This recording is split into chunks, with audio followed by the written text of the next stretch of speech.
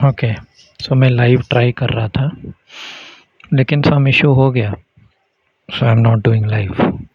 सो yes, Bible में कल के अवतार के बारे में कुछ कुछ वाक्य हैं जो मैंने ऑलरेडी बताया, लेकिन और एक इम्पॉर्टेंट सेंटेंस है जो रेवलेशन 19 में आता है कि उनका जो कपड़ा होगा वो रेड कलर, खून से लथपथ, ऐसा ही लिखा है।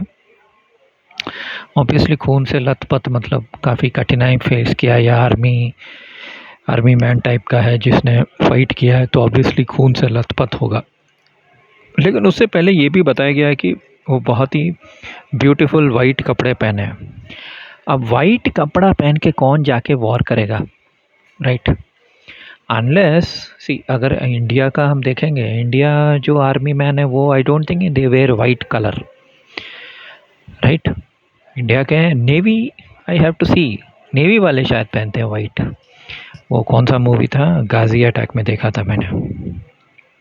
तो इधर वाइट का स्ट्रेट मीनिंग वो नहीं है जो लोग समझते हैं, राइट? जो भी बाइबल में डिकोड करके कल के अवतार के बारे में बता रहे, तो वो नहीं है। तो वाइट कपड़ा हियर इट एक्चुअली मीन्स मतलब purity, basically purity of heart, दिल साफ है, अच्छा है। और ज़िंदगी के महाभारत में वो थक चुके हैं और उनके ऊपर खून की छींटें हैं उनके कपड़े में। लेकिन इंटरेस्टिंग बात यह है कि king of the king, Lord of the Lord, ये वाला डिकोड करना है। अभी किंग ऑफ द किंग क्या है? नॉर्मली तो देखिए कि पूरे संसार में, विश्व में, जैसे बोलते हैं ना, राजाधिराजा, राजा मार्तांडा, ये सारे राजाओं का, ब्रह्मांड का राजा, ऐसे भी ले सकते हैं।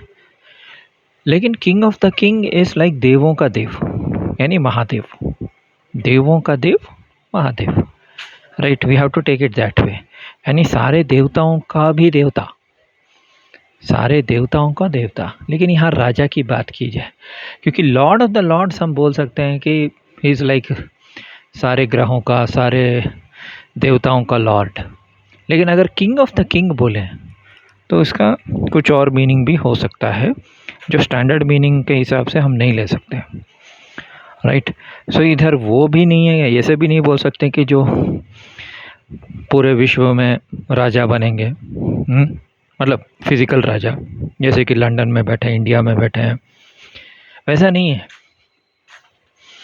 That is what we need to understand. So जो लोग इधर ही गलती करते हैं, वो लोग ये सोचते हैं कि एक्चुअल किंग जैसे सिंहासन में बैठता है ना, वैसा ही है। लेकिन नहीं, क्योंकि राजा आते हैं जाते हैं, टाइटल्स आते हैं जाते हैं। सो कल्कि is not like Raja of Raja in that way, it is like spiritual kingdom only, basically spiritual kingdom only. So that means ज्योतिष के हिसाब से 12th हाउस जो है, okay, 12th house, 9th house, ये सब ना स्पिरिचुअलिटी को दर्शाते हैं। ओके, सो जिनको एस्ट्रोलॉजी थोड़ा पता है उनको समझ में आता है। जैसे कि 5th हाउस जो है कुंडली में, 5th हाउस इज पूर्व पुण्य, पिछले जन्म का गुड कर्मा। 9th हाउस जो है वो है फादर, अथॉरिटी, ये सब। एंड 12th हाउस जो है that is actually related to spirituality, meditation and all. So it is basically about spiritual kingdom, you will inherit spiritual kingdom. क्योंकि ये भी बोला जाता है कि एंड टाइम्स में जैसे रेवलेशन 21 या 22 में है कि वो आँखें सबके आंसू पोंछेंगे, उनके साथ रहेंगे, उनको पानी देंगे, उनसे बातें करेंगे। सो इट इज़ डेफिनेटली, मुझे तो यही लगता है कि स्पिरिचुअल किंगडम है। ऐसा नहीं है कि फिज़िकल किंगडम है या फिज़िकल राजा बनेंगे। लेकिन हाँ, मुझे पता है बहुत सारे लोग नहीं मानेंगे और वो अपना ही बीन बजाएंगे और बोलेंगे कि कल क्या अवतार ऐसा नहीं है, वो तो राजगद्दी पे बैठेंगे, मिलिट्री डिक्टेटर बनेंगे या किंग ऑफ द किंग्स बनेंगे। लेकिन जब वाइट कपड़ा बोला बहुत साफ साफ, और वाइट कपड़े के ऊपर खून, so I feel it is spiritual kingdom only. Okay, let us see what time says. लेकिन ये मेरा डिकोडिंग है रेवलेशन 19 का। ओके, और एक बात है कि उनके थाई पे लिखा होगा, उनके थाई पे लिखा होगा। नाउ थाई क्या है? सो ऑब्वियसली थाई मतलब जांग, जांग पे ये लिखा होगा किंग ऑफ द किंग और lord of the lord. Now जांग मतलब घोड़ा।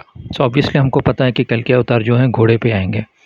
सो घोड़े के, क्योंकि घोड़ा तो नीचे वाला पार्ट है, ऊपर कल के अवतार है, उनके हाथ में धनुष है, राइट।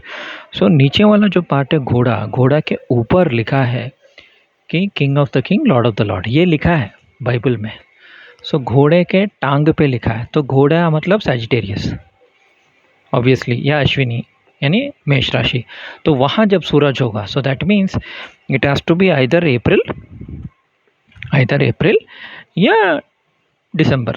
सो दिसंबर या अप्रैल में जब सूरज घोड़े के राशि में या घोड़े के नक्षत्र में उनके ऊपर जाएगा। और एक घोड़ा है शतभिषा नक्षत्र जो कुंभ राशि में है, राइट। तो वहाँ भी जाएगा, कुंभ राशि में भी जाएगा। तो इन 3 राशियों में या इन 3 नक्षत्रों में जब सूरज जाएगा तब कल के अवतार का आगमन होगा, या कल के अवतार वो होंगे।